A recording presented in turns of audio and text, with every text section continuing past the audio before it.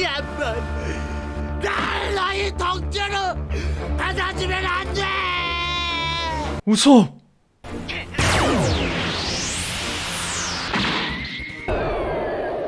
내려.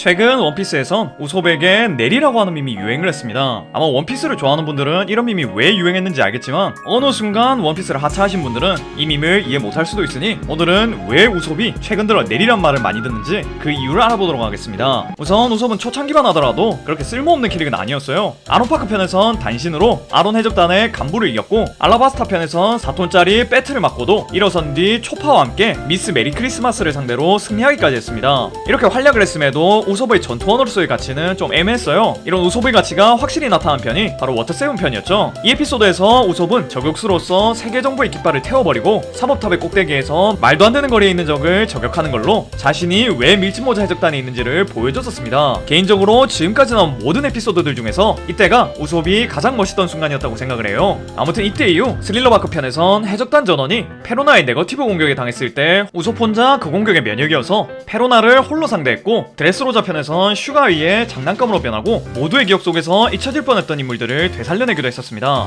이렇게 따지고 보면 우섭은 다양한 에피소드에서 활약을 한 걸로 보일 수도 있습니다. 그럼에도 우섭에게 내리라는 밈이 생긴 이유는 이 우섭 특유의 좀 찡찡대는 성격 때문이라고 볼 수 있습니다. 우섭은 해적단 내에서 나미 초파와 함께 겁쟁이 트리오에 섞여 있어서 좀 강한 적이 나타나면 울면서 도망가는 역할을 해왔습니다. 근데 이게 2년이라는 시간 동안 수련을 했으면 이 성격이 좀 고쳐졌어야 하는데 수련을 하고 와서도 그다지 변한 게 없어요. 그리고 이 수련을 하고 난 결과도 그다지 좋지가 않습니다. 2년 전 우섭의 역할은 동료들이 앞에 나서서 적을 상대할 때 먼 거리에서 동료들을 엄호하는 저격수라는 포지션과 상대를 분석하여 적을 전략적으로 이기는 이미지가 있었어요. 근데 2년의 수련 기간 동안 우섭은 자신의 강점인 저격 쪽을 강화시키지 않고 갑자기 새로운 스킬 트리인 식물 쪽을 단련하기 시작했습니다. 그래서 2년 후에 우섭이 저격 쪽에서 활약을 했다고 볼 수 있던 순간은 드레스로자에서 루피와 로우가 슈가에게 당하기 직전 견문색을 각성하여 겁나 원거리에서 슈가를 저격한 순간밖에 없었습니다. 그 외에는 뭔 초록성하면서 듣도 보도 못한 식물 소환밖에 안 했습니다. 아무튼 이렇게 2년의 수련 기간 동안 스킬트리 잘못 찍은 것도 겁나 문제고, 앞서 말한 성격이 안 바뀐 것도 문제가 많습니다. 사실 성격이 안 바뀐 수준이 아니라 성격이 좀 안 좋은 쪽으로 발전을 했어요. 2년 전에 우섭은 겁쟁이긴 했어도 동료가 비웃음을 당한다거나 자신이 도망갔을 때 자신의 동료나 다른 사람들에게 피해가 간다고 생각하면 도망가지 않고 적을 끝까지 상대하는 할 때는 하는 겁쟁이였습니다. 하지만 2년 후에 우섭은 나미보다도 못한 겁쟁이가 돼버렸죠. 나미는 사왕의 간부한테 잡힌 뒤 겁에 질린 상태에서도 루피는 해적왕이 될 거라고 말도 하고 혼자서 사왕 간부 한 명을 리타이어 시켰는데 우섭은 그 와중에도 도망가고 그다지 활약도 안 했습니다. 2년 전까지만 해도 다른 해적단이나 적들과 붙으면 그 적들 중에 간부로 보이는 인물을 항상 이겨왔었는데 2년 후에 우섭은 어인섬을 제외하면 그 어떤 간부와도 싸우질 않았습니다. 솔직히 전 이렇게 우섭을 의미 없이 소비할 거였으면 왜 식물학자 같은 컨셉을 줬는지를 모르겠어요. 이럴 거면 그냥 보행열도에서 너무 힘들어가지고 우섭의 정신 상태로는 버틸 수 없어서 대담하고 지능적인 저격왕이라는 인격이 더 강해져 버렸고, 평소에는 우섭 상태로 있다가 위험한 상황에는 저격왕 인격이 발현되는 이중인격으로 변하는 캐릭터가 되는 게 더 낫지 않았을까 하는 생각도 듭니다. 아무튼 이런 이유들로 인해 우섭은 2년 전보다 2년 후가 더 캐릭터성이 옅어져 버렸어요. 이 와중에 우섭과 비슷하게 존재감이 없었던 선원들이 재평가되면서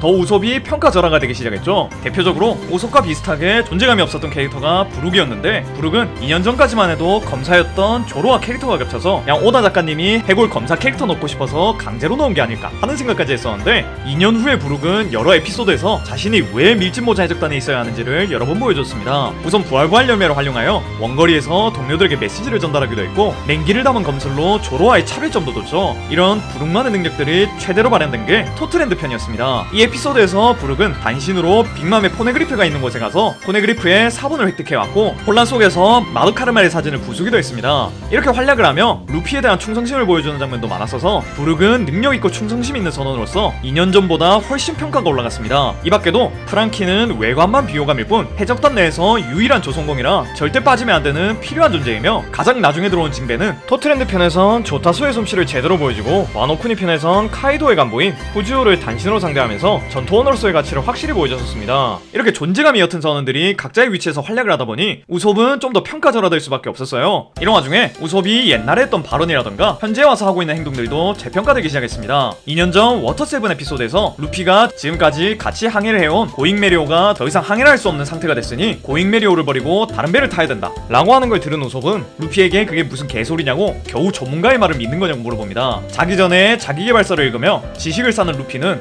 우솝에게 그럼 전문가의 말을 무시하고 이 배를 타고 다니다가 동료들을 전부 다 수장시켜야 하는 거냐 라고 논리적으로 따져봤지만 우솝은 이미 무논리 상태였기 때문에 자신이 메리오를 수리할 테니 계속 메리오를 타자고 우깁니다. 루피는 괜히 무식한 피노키오의 말을 믿고 메리오를 탔다가 동료들까지 다 죽게 되니까 단호하게 안 된다고 말했고, 우솝은 루피의 이 대답에 사실 지금까지 괴물 같은 너를 따라가기가 힘들었다고 그냥 내가 이 배를 내리겠다고 말하며 배를 걸고 승부를 했지만 결국 패배하며 우솝은 배를 내리게 됐었죠. 이렇게 내리고 난 뒤에 울면서 질질 짜가지고 다시 동료가 되긴 했는데 전문가의 말을 싹 무시하고 지의 의견만 피력하는 거에서 우솝에 대해 안 좋게 보는 사람들이 많았었습니다. 솔직히 저도 이때 개안 걸리긴 했는데 이때의 우솝이 안 그래도 해적단 내에서 본인이 좀 뒤떨어진다고 생각하고 있었고 워터7에서 프랑키 패밀리에게 돈을 뺏겨버려서 죄책감이 심했는데 자신이 동일시하고 있던 메리오를 버려버리겠다고 하니까 멘탈이 깨져버려서 이런 행동을 했다 라는 걸로 이해를 할 수 있긴 했었습니다. 하지만 2년 후에 우솝은 이해 안 되는 행동을 할 때가 너무 많아요. 앞에서 말했듯이 할 땐 하던 인간이 그냥 마냥 겁쟁이가 돼서 아무랑도 안 싸우고 그냥 튀는 행동을 비롯하여 에그헤드 편 들어서 더 비호감 짓을 많이 했습니다. 에그헤드 편에선 베가펑크가 나오고 다시 한번 버스터콜이 발동하며 대장인 키자루가 출동했으며 후반부엔 오로성 전부가 나오기도 했습니다. 이런 대위기 속에서 루피 해적단 전원이 각자의 자리에서 서로에게 도움을 주기 위해 활약을 했습니다. 그 중에서 루피, 조로, 쌍디, 징베 이 괴물 4인방이 오로성의 추격과 키자루의 추격을 뿌리치기 위해 제일 많은 활약을 했죠. 그러다 거인 해적단이 등장을 하며 그들의 도움 덕분에 에그헤드에서 빠져나가 거인의 섬인 엘바프로 가게 됐는데 이때 비교적 활약을 거의 안 했던 우솝이 제일 좋아하면서 환호를 합니다. 이때 상황을 간단하게 요약을 하자면 도움을 주려고 했던 베가펑크가 죽임을 당한 상황이었고 무지막지한 오로성의 추격을 간신히 뿌리쳤으며 보니가 아빠인 쿠마와 겨우 만난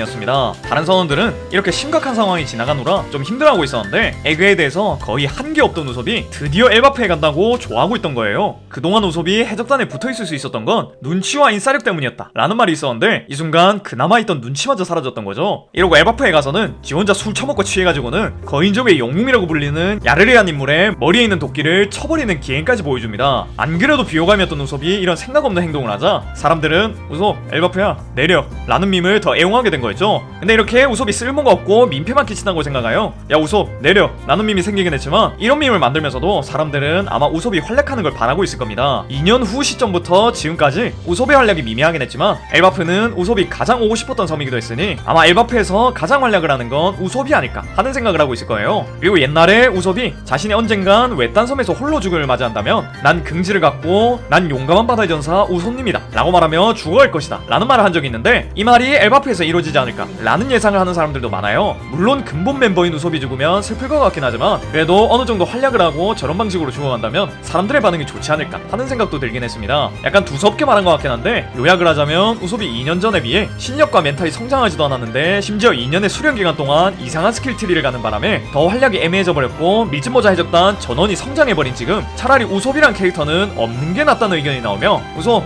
엘바프야 이제 내려 라는 밈이 나와버렸지만 이렇게 밈이 나오게 된 것도 우섭이 좀 활약을 했으면 하는 마음에 나온 것이다 라고 정리해볼 수 있겠습니다. 오늘 이렇게 최근 밈이 되어버린 우솝에 대해서 알아봤습니다. 솔직히 저 역시도 우솝이 내려도 전혀 상관없다 라는 생각을 하긴 했지만 그래도 우솝이 진짜로 사라진다면 좀 허전할 것 같다는 생각도 드네요. 그러니까 그 허전함을 느껴보게 우솝이 진짜로 한번 내려봤으면 좋겠다. 아무튼 오늘도 영상 봐주셔서 너무 고맙고 좀 더 재밌는 영상으로 돌아오겠습니다. 그럼 다음 시간에 만나요.